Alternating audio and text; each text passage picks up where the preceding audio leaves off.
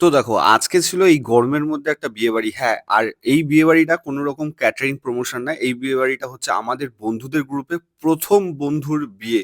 হ্যাঁ, ১ম বন্ধুর বিয়ে আমাদের বন্ধুদের গ্রুপে, মানে আমার পাড়ার বন্ধুদের গ্রুপে।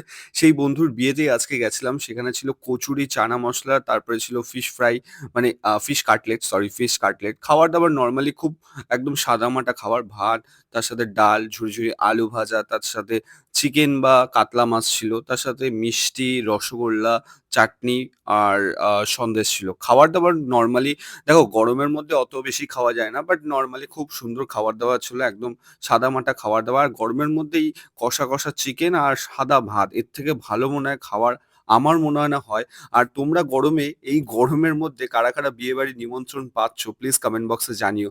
আর সত্যি কথা বলতে ছেলেরা অনেকটা এই ভিডিওটা রিলেট করতে পারবে। কারণ নিজেদের বন্ধুদের গ্রুপে কোনো বন্ধুর যদি বিয়ে হয়ে যায়, সেক্ষেত্রে কি সেই বন্ধুটার মানে আমরা কি আর দেখা পাবো? তোমাদের কি মনে হয় বিয়েটা করা উচিত কি উচিত না? অ্যাকচুয়ালি উচিত, কারণ সবারই বিয়ে করা উচিত। কারণ অ্যাকচুয়ালি আমি কেন এত বলছি, কদিন পরে তো আমারও হতে চলেছে। বাট সেইসব নয় পরে বললাম। বাট সত্যি কথা, বন্ধুদের গ্রুপে ১ম বিয়ে, ১ম বন্ধুর বিয়ে খেতে ভাই সত্যিই দারুণ মজা লেগেছিল। তার সাথে, সাথে বন্ধুর মুখটাও আমি পরে দেখাচ্ছি। মানে সিরিয়াসলি দেখো, একটা খুশির মুহূর্ত হয় যেরকম সারা জীবন একটা মানুষের সাথে আমরা মানে সংসার করব। যাকে ভালোবেসেছি তার সাথে সংসার করব। এটা হচ্ছে সবথেকে বড় প্রাপ্তি। তার সাথে, সাথে এটাও হয় যে একটু বন্ধুদের সাথে আড্ডা মানে কম হয়ে যাবে। এই ছিল আমার বন্ধু আর বন্ধুর বউ।